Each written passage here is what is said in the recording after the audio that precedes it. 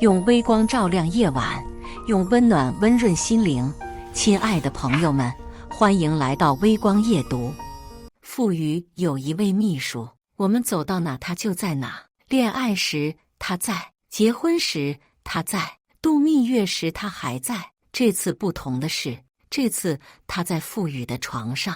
清纯不食人间烟火的秘书坦然道：“傅太太，我不是来破坏你们之间的感情，我是巩固你们之间感情的。毕竟傅总身居高位，这个世界的诱惑那么多，以后由我抵挡那些爬上傅总床上的女人，而你当好傅太太，岂不是两全其美？我又没有抢你的傅太太位置，你还有什么不满的？”傅宇不满道：“林婉婉甘愿做小，不会对你傅太太的位置造成威胁。你还在做什么？”接下来开始我们本期故事，记得点击订阅并开启小铃铛。婚礼上，傅宇抓住秘书林婉婉的手去敬酒，为此我们两个人大吵一架。苏夏，你不要在那里无理取闹，我只是平时带着她去敬酒习惯了，我们做什么过分的事了？拉着脸跟驴脸一样长，让我们被其他人看笑话你就满意了？果然，待在家中的女人就跟怨妇没什么区别。傅宇的话让我如坠冰窟，明明是他说需要有人贴身照顾，让我放弃工作的，如今说我是怨妇，许是我的脸色过于苍白了。傅宇这才意识到自己说的话有些许过分，夏，我不是那个意思，就是今天你不该婚礼上甩脸色，这可是全程录像，要留下一辈子纪念的日子。然后你拉着别人敬酒的视频，值得留下一辈子，足足敬了3张桌子，要不是别人提醒，只怕是酒都要敬完了。傅宇特别不耐烦的时候，下意识的会皱起眉头。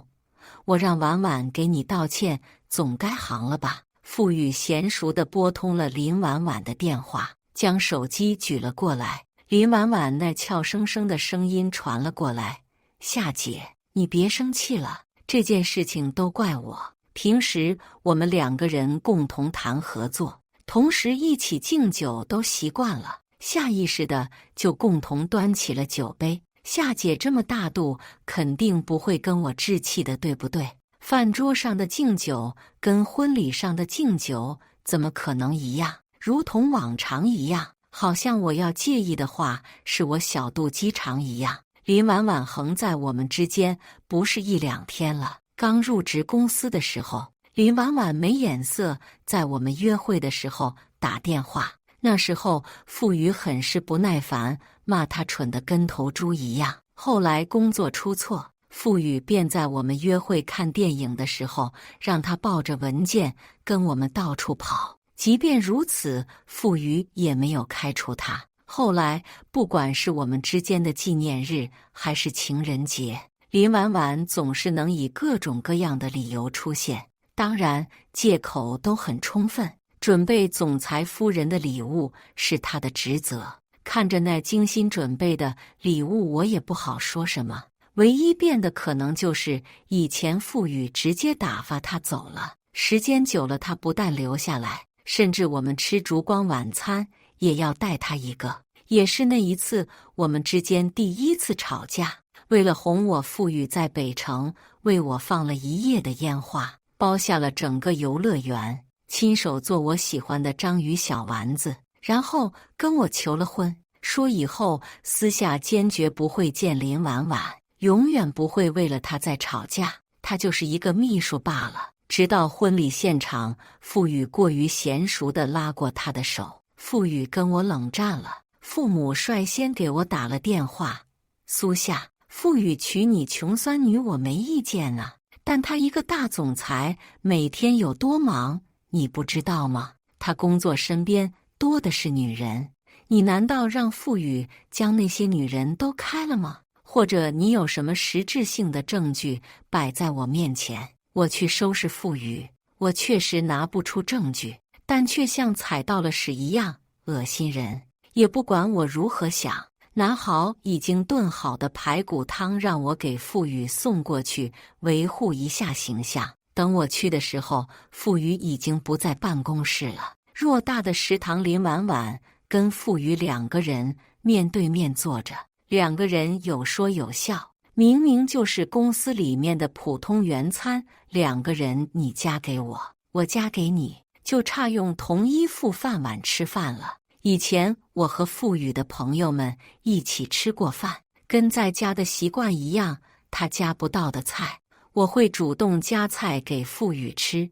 哦哟，嫂子真疼傅哥！其他人打趣，傅宇脸子顿时拉了下来。这样我夹过去的菜扔到我的碗里，油渍直接蹦到我眼睛里，眼泪顿时流了下来。傅宇置若罔闻，我有洁癖，下次不用给我夹。事后傅宇说人多他拉不下面子，如今几百人面前他倒是能拉下面子了。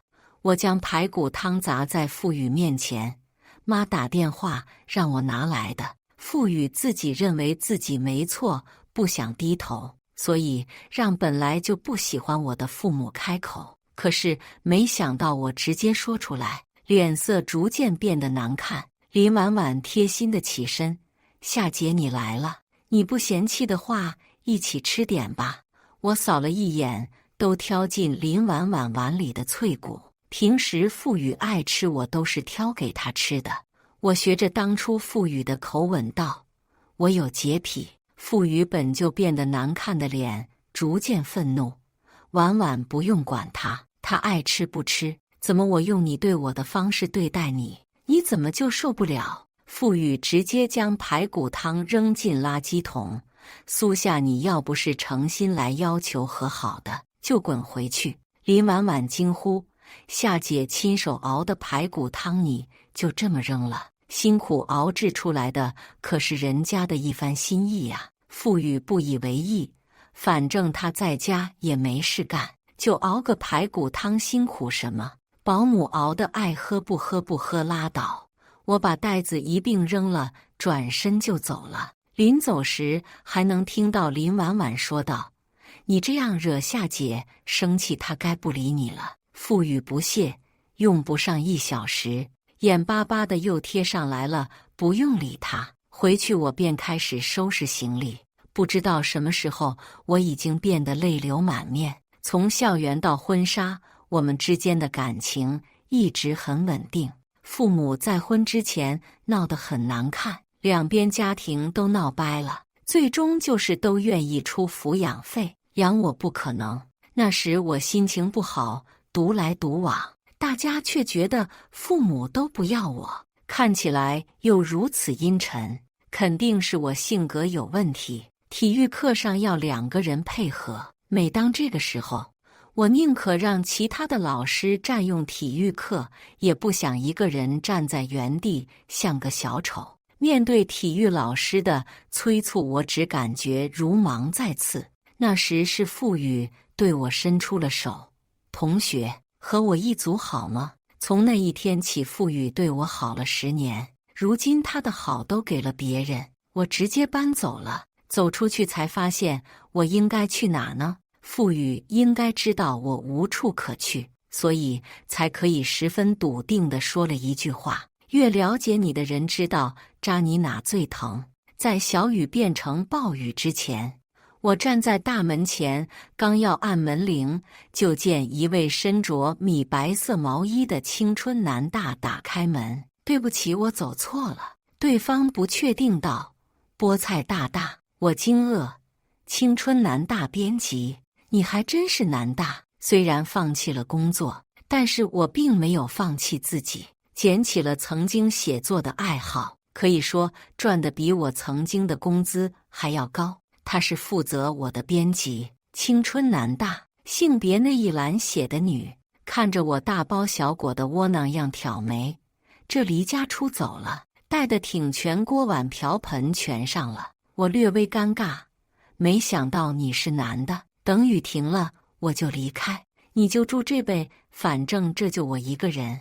我脸色莫名一热，我毕竟已婚了，不太他靠在柜边，双手环在身前修长的腿交叠。你想什么呢？我是指这一片别墅区，你相中哪个住哪个。雨停，我才发现这一片是新开发的别墅区，环境优美，距离市区也很近。唯一的缺点是我没钱。没想到他这么有实力。当编辑是因为热爱吗？那个租金可不可以算我便宜点？钱不用，你能准时交稿就行，只要别每天给你家宝宝做饭放我鸽子。眉头一皱，怎么孩子没带来？我没孩子啊。他脑子转得很快，养了一个巨婴，则完的真话。搬到隔壁别墅又收拾一遍，我竟然不觉得累。富裕洁癖，所以每一天的打扫几乎都像是战争级别的。编辑说的没错，我确实养了一个巨婴，忘了问编辑叫什么名字了。收拾好以后，富裕的电话便打了过来，但开口的却是林婉婉。夏姐，你去哪了？富哥看你不在家都要疯了，用不着给他打电话。富裕充满酒气的声音传了过来。林婉婉凑了上去，副总，夏姐不回来，你身上的衣服怎么换？地怎么收拾？怎么把你送到床上？富裕似乎在呢喃着什么，只剩下林婉婉一句充满异样的声音：夏姐你不回来，那只有我来帮副总了。直到手机被挂断，我的指尖如同我的心一般一片冰凉。本以为不会再痛的心，还会因为风吹草动还是难受不已。那种涌上心头的怀疑，就像是行刑的铡刀，不知何时会落下来一样，会让我不停地怀疑富裕到底有没有背叛我。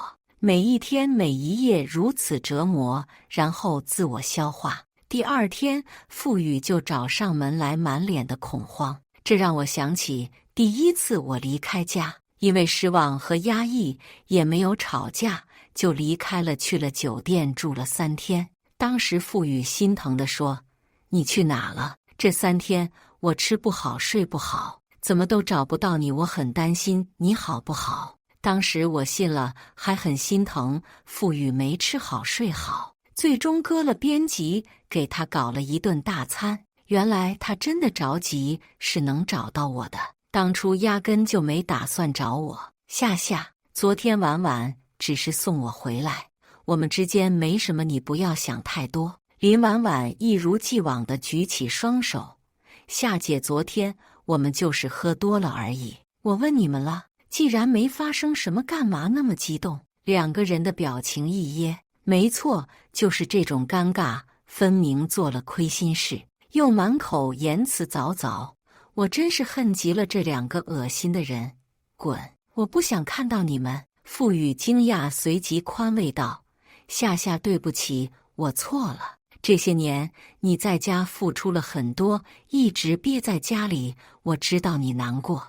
你可以留在这里散散心，但是过后一定要回家，我在家里等你。然后迫不及待地走了。他们刚离开不久，就有人加我微信。林婉婉做了富裕5年秘书，我们之间从来没有任何联系，也不会单独邀约我。这次加上我以后这些消息，迫不及待地发了出来。富裕没有接你回家，你意外不意外？你是不是以为他会求着你回去？那要让你失望了。不接你回去，这主意是我出的，他想都没想到，很快就同意了。你是不是要被气死了？他说每天回家看到你都非常的窒息。上次你离家出走，他跟我说总算是可以喘口气了，还抱怨你怎么只去3天。别跟我说你没看出来，那悬着的刀总算开始松动了。6年了，林婉婉，你这杯茶总算是露出真面目了。林婉婉将消息撤回，甚至这一次发语音过来的：夏姐，你怎么可以这么想我？我今天抛下了全勤奖金来解释，我跟你不一样，在家躺着就能伸手要钱，我只能凭借自己的努力赚钱。副总，我真是真心诚意的。可夏姐她不信我，还说我是杯茶。现在绿茶白莲花的比骂娘还脏呢。夏姐这是在侮辱我的人格。说着说着，快带上哭腔了。那梨花带雨的腹语声音也冷了下来。夏夏，你干嘛总是针对婉婉？这么多年，她对你仁至义尽，年纪比你小还处处忍让，你那矫情的脾气。腹语问都没问缘由，直接为了林婉婉打抱不平。既然因为林婉婉我们2个人吵过架，我又什么时候找过林婉婉的麻烦？是不了解我，还是下意识偏袒？我突然就笑了。林婉婉，刚才你撤回那些消息，我已经截图了，发给傅宇了。林婉婉那假哭的声音顿时僵住了。再次看到傅宇时，胡茬都已经出来了，头发长了一些，西服也没有那么平整，捧着一束花，小心翼翼的。夏夏，对不起，我真的不知道林婉婉竟然是那种人。你放心，我已经将她调离了秘书的岗位，然后拿出2张机票。夏夏，你说过你想去看海，这是2张去海边的机票，可不可以和我一起去？你曾经答应过我，可以无条件的原谅我一次。傅宇怕我不同意，开始道德绑架我。我知道你最守信誉了，说过的话一定会做到。当时你可是对天发誓的。出来总是住5星级酒店的傅宇，竟然订了民宿。望着一望无际的海面，傅宇难得的平静。夏夏，我们在一起很久了，久的我们就跟家人一样，有时候不知不觉的会伤了家人的心，你应该会理解我的吧？夫妻过日子，床头吵架，床尾和很正常，过去就过去了，不是吗？我们还是要好好的过日子的，毕竟我们才是家人。那眼底是一片真诚。若往常一句对我如此珍贵的家人，会让我退步让步，那是我最后的港湾。可谁知道风雨都是你认为的港湾带来的？我答非所问道。这行程一看就是花费了不少的心思做过攻略的。傅宇面上没有任何的表情，但是手指一抖，为了老婆做攻略，做到半夜也是值得的，是吗？看着林婉婉的朋友圈，虽然没能陪你一起，但是我们亲手做的攻略，能用你的眼睛去替我看一遍，也算值得了。配图的一个礼盒是我身上穿的衣服的牌子。傅宇今天格外的殷勤，仿佛回到了结婚以前。吃的穿的用的都是通过他精心挑选的，跟最近几年他给我挑选的大相径庭。我以为傅宇喜欢的风格变了，看来是懒得管，交给了别人。傅宇并没察觉出我的异常，在洗完澡替我吹好发以后，躺在我身边不安分的手开始摸索起来。我本能抓开他的手甩开了，被直接拒绝，傅宇面色难看了一瞬。毕竟我从来不会拒绝他这般主动示好，也是向来都是高高在上的太子爷，从来都是他拒绝别人。空气寂静了很久。你要是累了，先睡一觉吧。说完穿上衣服就离开了。我开始厌弃他的亲密接触了。傅宇明明说开除了林婉婉，看着林婉婉的朋友圈，时间线明显是在后半夜那么晚的时间，心头一酸，眼泪还是不争气的掉了下来。一直以来，我都不愿去想傅宇是不是变心了，为什么维护一个外人？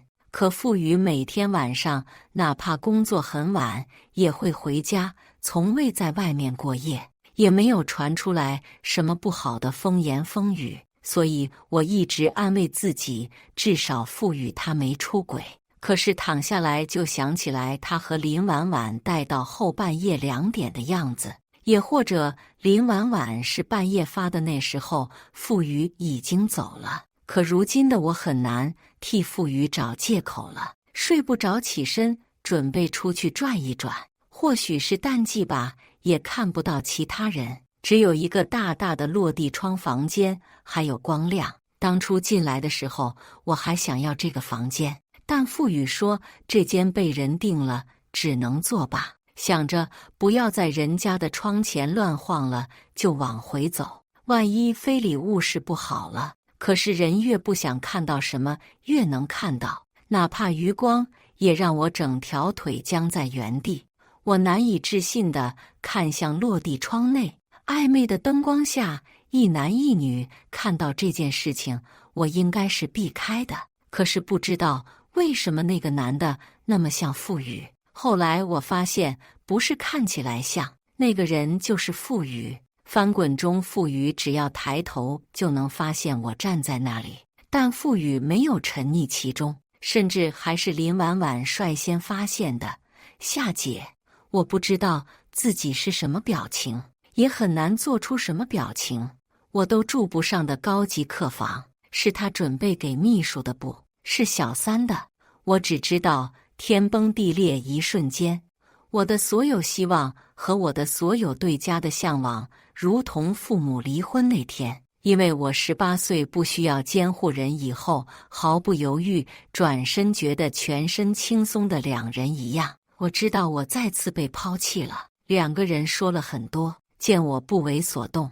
最后林婉婉也不再事事用捧着我的话开了口：傅太太，我不是来破坏你们之间的感情，我是巩固你们之间感情的。毕竟副总身居高位，这个世界的诱惑那么多，以后由我抵挡那些爬上副总床上的女人，而你当好傅太太，岂不是两全其美？我又没有抢你的傅太太位置，你还有什么不满的？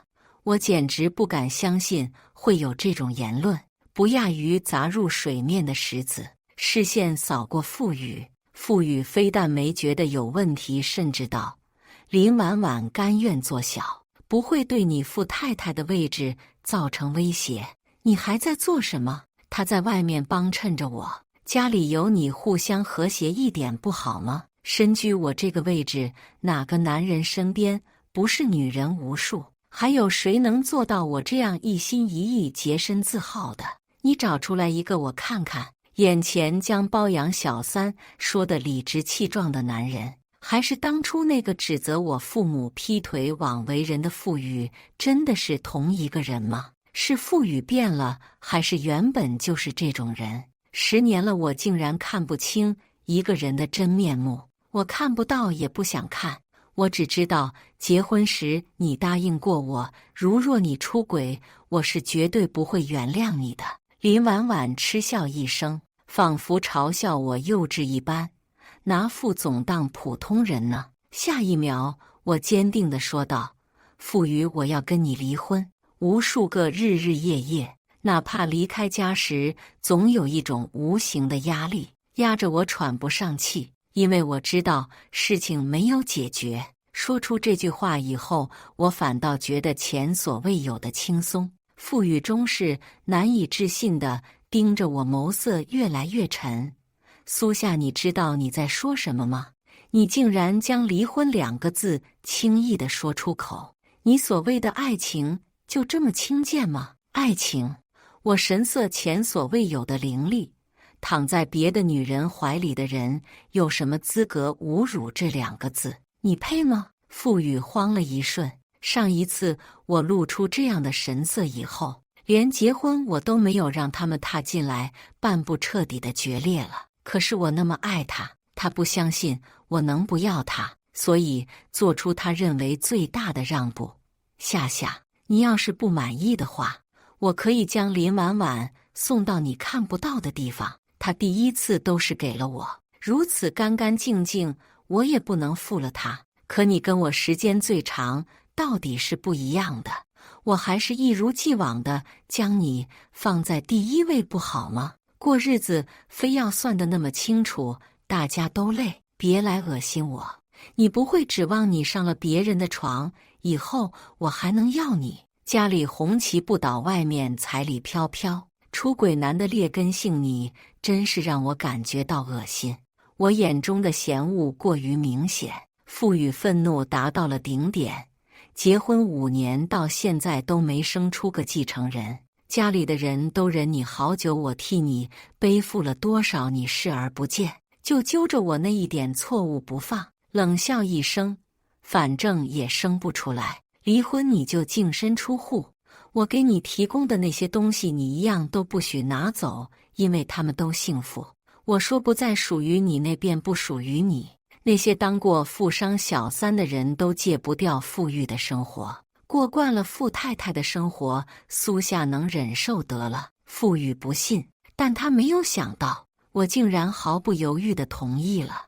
我没想到当初是富裕不想要孩子，说不想当爹显老，如今却说我生不出来。对于这种人，犹豫一秒都是对自己的不尊重。苏夏，没有我供你吃喝，我倒要看看你这身傲骨能挺到什么时候。傅宇愤怒地踹飞眼前的踏脚凳，带着林婉婉走了。林婉婉软弱无骨地躺在傅宇的怀中，傅总也不叫了。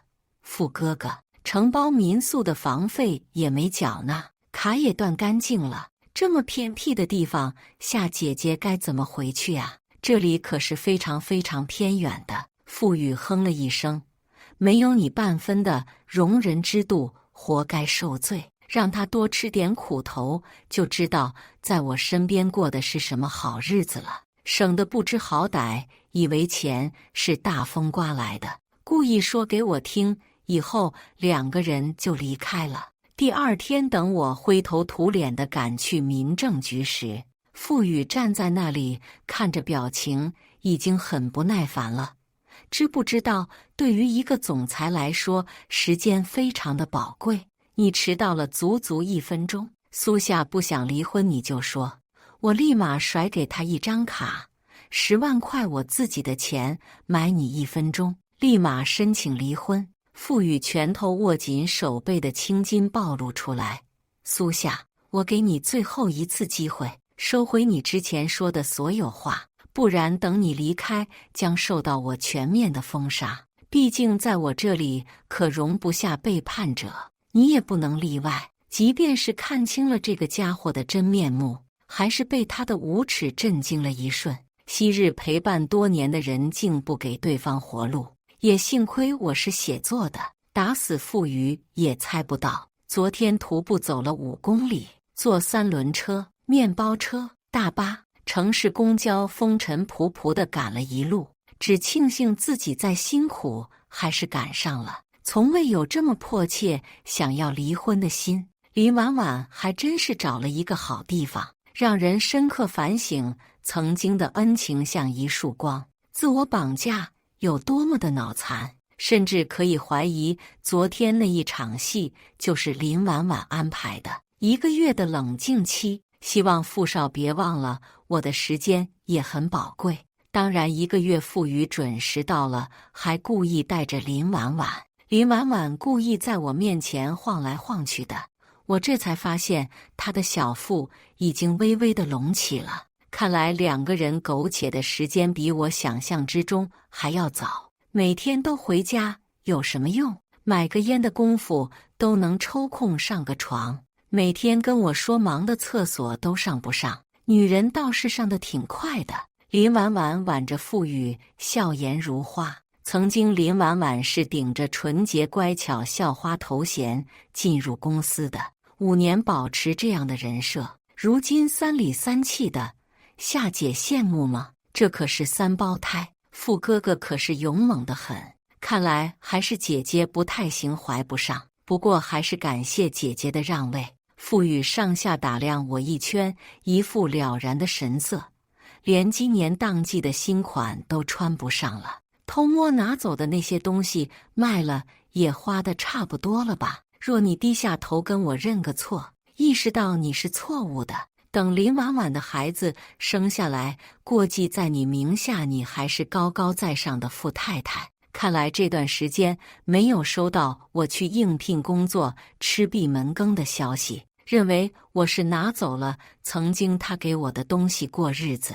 不过傅宇的话让林婉婉的表情惨白无比，看你吓的，曾经不是甘愿做3吗？怎么不装了？林婉婉干笑，努力维持人设。我都听傅哥哥的，不过你都说了离婚，不会做出自己打自己脸的事吧？那迫不及待的样子，傅宇要是再看不出来，还不如死了算了。说出离婚，我就没想过和好，我可不想你既要还要。傅宇死死盯着我的眼睛，再三确认，这边你要是签下了，那边我可是立刻同他拿证了，你可不要后悔。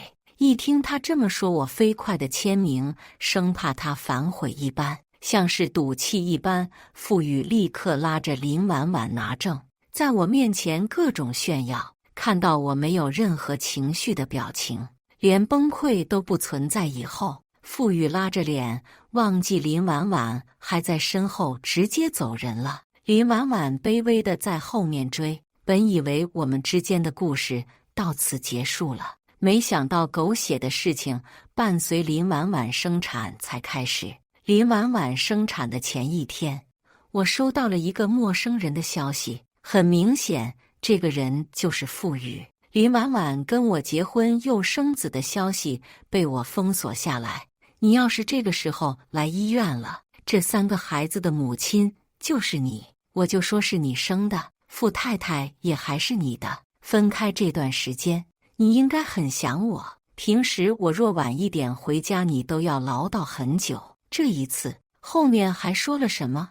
我没有看，只觉得晦气反手就拉黑了。想着光是拉黑他的号没用，要换一个手机号算了。第二天难得没有听到贺毅像恶魔一样恨不得爬到我面前，拿着死神的镰刀催稿。此时戴着黑框眼镜顺毛，看起来很乖巧，却笑得前仰后合的声音传来，刚得到一个狗血的梗，豪门太太生下3胞胎，3个孩子3个色，总裁气得当场吐血。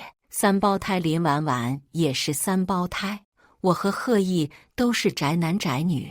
这次轮到我出门买1个星期的口粮，在我拿高处的东西够不到的时候，突然一双手帮我把东西够了下来。我刚想说谢谢，便看到傅宇那张晦气的脸，我皱起眉头。这个举动似乎刺伤了傅宇，仔细看他身上的衣服，至少不是今天新穿的。对于洁癖又特别注意形象的他来说，是难得一见的狼狈。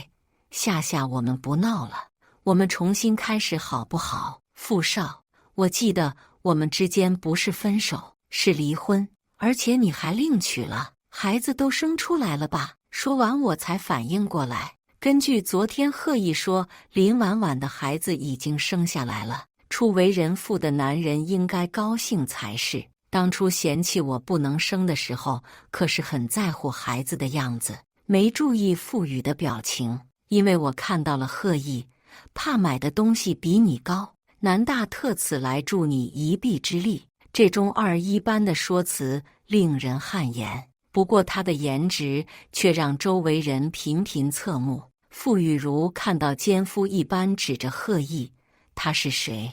你是我老婆，你居然跟这个男人同居，你知道这段时间我多么的想你吗？我在想你的时候，你居然跟别的男人鬼混，你还守不守妇道了？这声音瞬间高了8度，吸引所有人的视线，甚至开始对着我们2个人指指点点。傅宇似乎就跟被绿的男人一样，你怎么可以这么对我？瞬间博取周围人的同情心，大骂我和贺毅是奸夫淫妇，直接拿出手机现场直播上了，直接对我脸上痛骂。现在这些女人真不要脸，结婚了还出轨不守妇道，搁过去应该沉塘，臭不要脸。我没想到傅宇还能无下限到这种地步，把自己营造成了一个十足十的受害者，让我被人唾弃。我怎么就看上这种垃圾？贺毅将我护在怀中，淡定地推了推眼镜。前夫哥别演了，你们都离婚了，你也再娶了。这个时候你新老婆都生了3，而且还是3个颜色，等于攻占了全世界。再找前妻来也生不出第4个颜色了。本来这帮人没有相信，但是傅宇就跟被戳穿一样，直接炸了。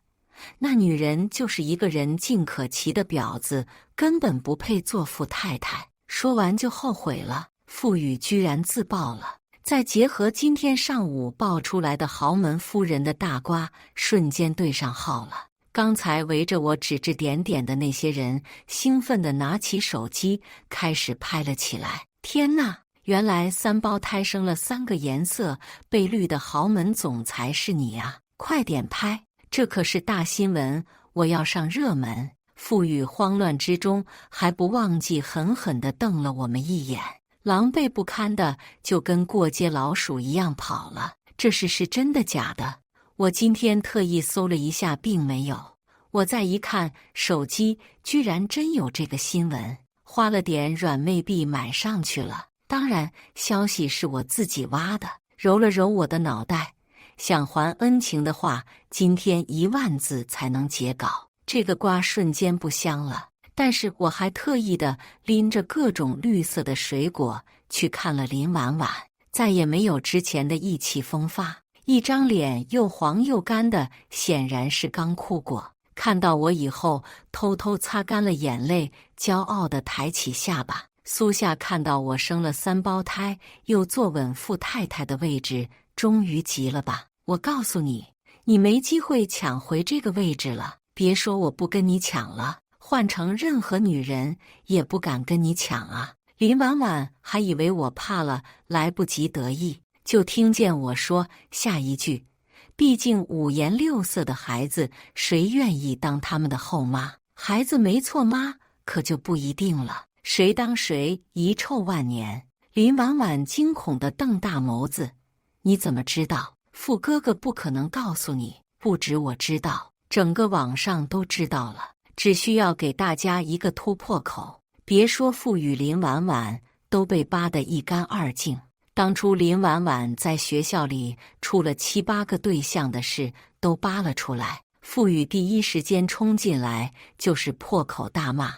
林婉婉你都被人玩烂了，还跟我说是第一次，我是捡了别人的破鞋穿。就在傅宇要掐死林婉婉时，医生来了。医生走了进来，亲自报告出来了。旁边一位实习护士快言快语道：至少有1胎是您的。本来是打算告诉他，这也算是一个好消息。看到傅宇那几乎要杀人的视线，只觉得自己拍马腿上了。其他人默默地退了出去，但又进来了，因为林婉婉不行了。林婉婉堕过几次胎，本来她的身子骨怀3胎就很不容易了，生产就经历一场鬼门关，再看到自己遗臭万年的形象，彻底臭名远扬。傅宇最看重她的第一次，也拿捏不住傅宇的心软，他彻底没希望了。经抢救，林婉婉彻底瘫床上成了傻子。傅宇悔不当初，扑通就给我跪了下来，夏夏你救救我，求你再原谅我一次好不好？没有你我真的撑不住这接二连三的打击。你应该记得当初我没有对你不管不顾，你也不能对我不管不顾，对不对？他又一次的道德绑架我，不过是体育课上对我伸出援助之手，还想指着这份恩情把我这一生都奉献了。我可不做接盘侠，你这大盘就是盘古也接不动。再说了，你有什么撑不过去的？至少有1胎是你的种。傅凭子贵你那么想要孩子，这都有了，那就是你的精神支柱，怕什么？这些话简直是在戳傅宇的肺管子。傅宇果然眼神中是满满的失望。苏夏，你难道不爱我了吗？为什么能这么坦然地说出刺激我的话？你真的没有心吗？你不会才看出来吧？看你做的那些烂事，还指望别人爱你，我都要恶心死你了。再说了，你没资格指责我，跟你嘴里说出来的话和做的事相比，我说的就是仙语。说完头也不回地走了。若都不是富裕的孩子还好，大不了都打包送走，可跟其他男人种一起生出来的，偏偏有1胎是他的种，他又不能不管，法律也不允许。